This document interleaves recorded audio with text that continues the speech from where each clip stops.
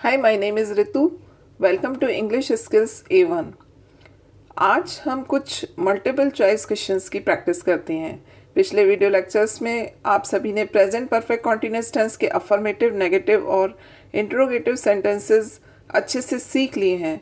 तो आज उन्हीं से रिलेटेड कुछ मल्टीपल चॉइस क्वेश्चंस की प्रैक्टिस करते हैं। क्वेश्चन 1 देखते हैं। Ram dash reading this book for 2 hours.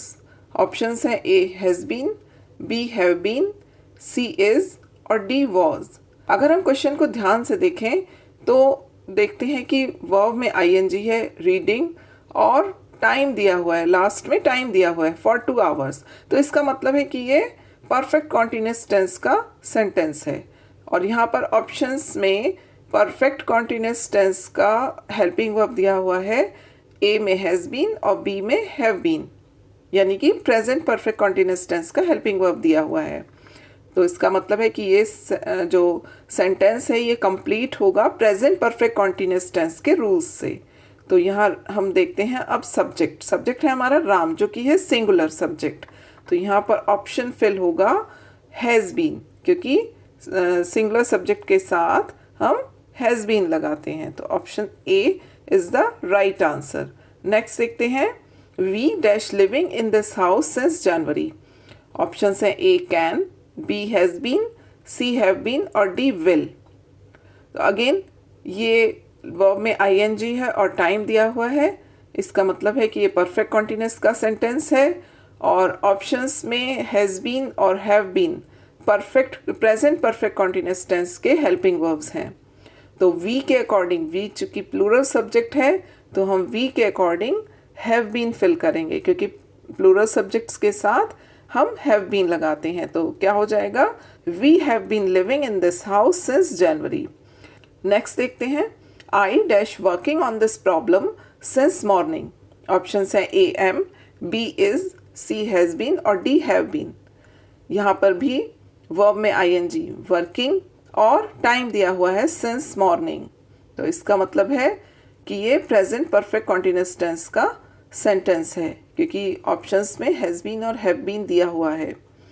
तो अब हम देखते हैं सब्जेक्ट क्या है। सब्जेक्ट है आई, और आई के साथ मैंने आपको बताया था कि आई के साथ हेल्पिंग वर्ब हैव बीन लगता है। तो कौन सा ऑप्शन सही होगा, option D, have been. Option D सही होगा। I have been working on this problem since morning. अगला देखते हैं। She has been waiting for you dash 2 o'clock। तो यहाँ पर ऑप्शंस में है A to, B in, C since और D for। तो टाइम दिया हुआ है 2 o'clock। since और for में से कुछ आना है, क्योंकि सेंटेंस जो है हैज़ बीन वेटिंग, इसका मतलब प्रेजेंट परफेक्ट कॉन्टिन्यूअस का सेंटेंस है। तो since या for में से कुछ आएगा, क्योंकि टाइम के साथ हम since या for लगाते हैं। अब हम टाइम देखते हैं ध्यान से। 2 o'clock यानी कि निश्चित समय दिया हुआ है, पॉइंट ऑफ टाइम दिया हुआ है। तो क्या आता है पॉइंट ऑफ टाइम के साथ, ऑप्शन C सिंस। तो she has been waiting for you since 2 o'clock। Next देखते हैं। The doctor has been treating me dash 5th January. Again the sentence is of present perfect continuous tense, has been treating, है ना। Has been helping verb हो गया और verb में ing आया हुआ है। तो ये प्रेजेंट परफेक्ट कॉन्टिन्यूअस टेंस का सेंटेंस है। और ऑप्शंस हैं A for, B since, C till और D एट। तो टाइम दिया हुआ है तो टाइम से पहले हम सिंस या फॉर में से कुछ लगाएंगे। अब हम टाइम को देखते हैं। 5th जनवरी यानी कि पॉइंट ऑफ टाइम है, तो पॉइंट ऑफ टाइम के साथ हम सिंस लगाते हैं। तो ऑप्शन B सही है, since. The doctor has been treating me since 5th January. Next देखते हैं। They have not been dash in the river for 2 hours. अब यहाँ पर हमें क्या फिल करना है, वर्ब फिल करना है। तो हैव नॉट बीन दिया हुआ है और सेंटेंस में टाइम दिया हुआ है फॉर 2 आवर्स। इसका मतलब प्रेजेंट परफेक्ट कॉन्टिन्यूअस टेंस के रूल से ये सेंटेंस बनेगा।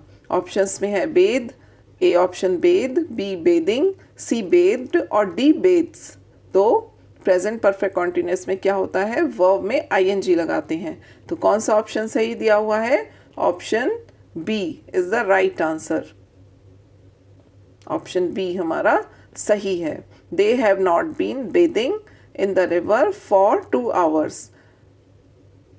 नेक्स्ट देखते हैं, she has been dash since noon. Option में है A sleeps, B sleeping, C slapped और डी स्लीप। तो कौन सा ऑप्शन सही होगा? ऑप्शन बी स्लीपिंग, है ना। She has been sleeping since noon, वो दोपहर से सो रही है ना। अगला देखते हैं, have dash helping me for many years. अब यहाँ लास्ट में क्वेश्चन मार्क है और हेल्पिंग वर्ब हमारा शुरू में आया हुआ है, तो ये इंट्रोगेटिव सेंटेंस है। ऑप्शन देखते हैं, A been they, B they been, C they और डी बीन। तो मैंने आपको इंट्रोगेटिव सेंटेंस वाले लेक्चर में बताया था कि सबसे पहले हेल्पिंग वर्ब आता है इंट्रोगेटिव सेंटेंस में, उसके बाद आता है सब्जेक्ट, फिर आता है बीन और फिर वर्ब में आईएनजी। तो आप देखिए कौन सा ऑप्शन सही हुआ? ऑप्शन बी सही होगा, है ना। Have they been helping me for many years, है ना। क्या वो कई वर्षों से मेरी सहायता कर रहे हैं?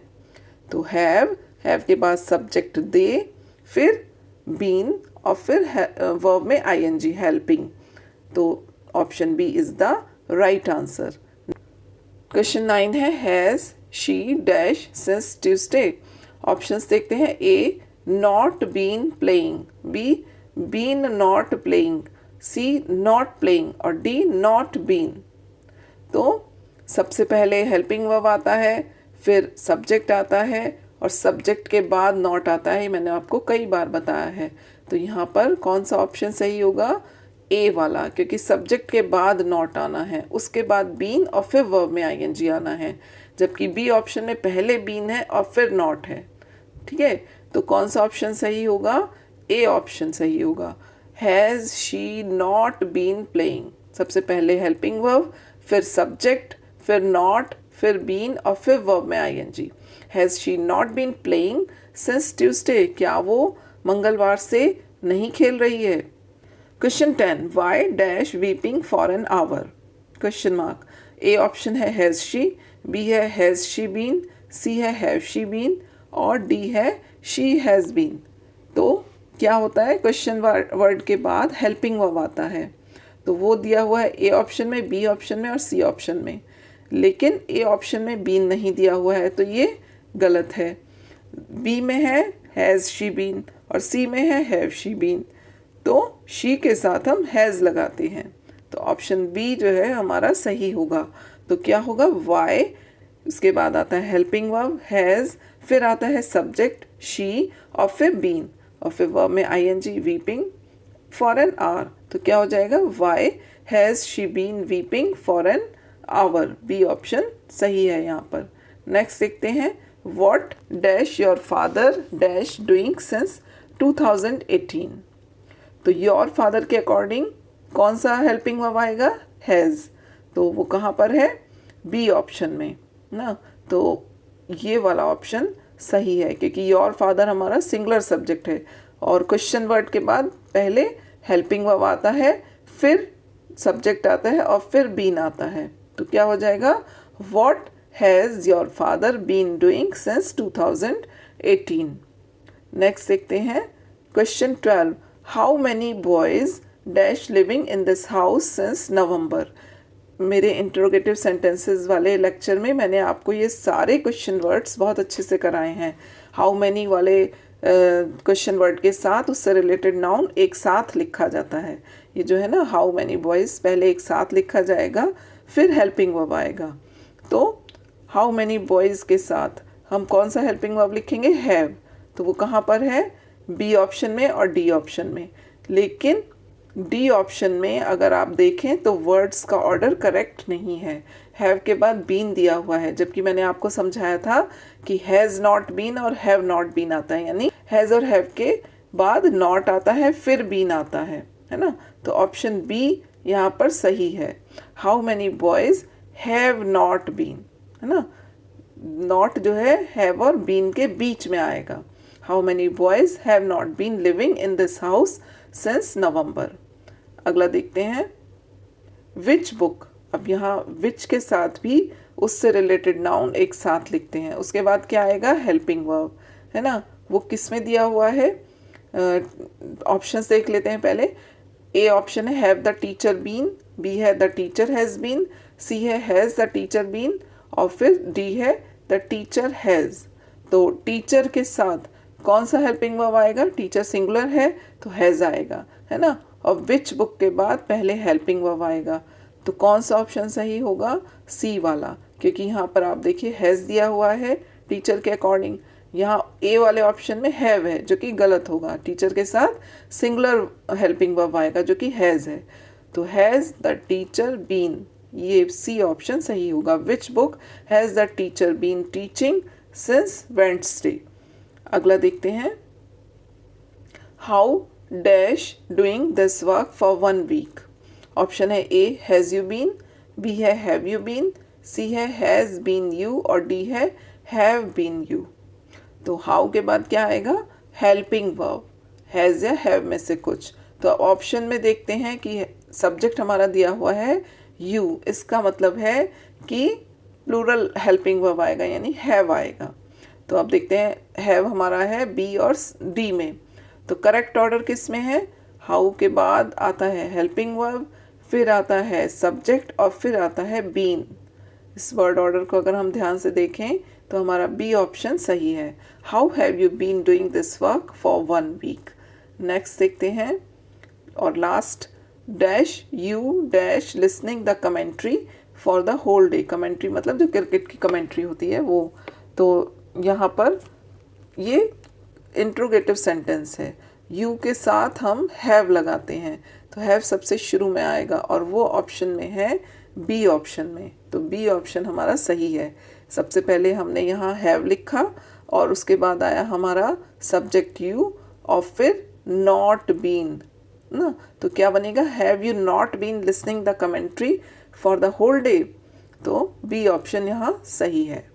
तो आज के लिए इतना ही। आई होप कि ये मल्टीपल चॉइस क्वेश्चंस आपको अच्छे लगे होंगे। अगर आपको ये वीडियो लेक्चर अच्छा लगा हो तो इसे लाइक करें, शेयर करें, और मेरे चैनल को सब्सक्राइब करना ना भूलें। Thanks for watching.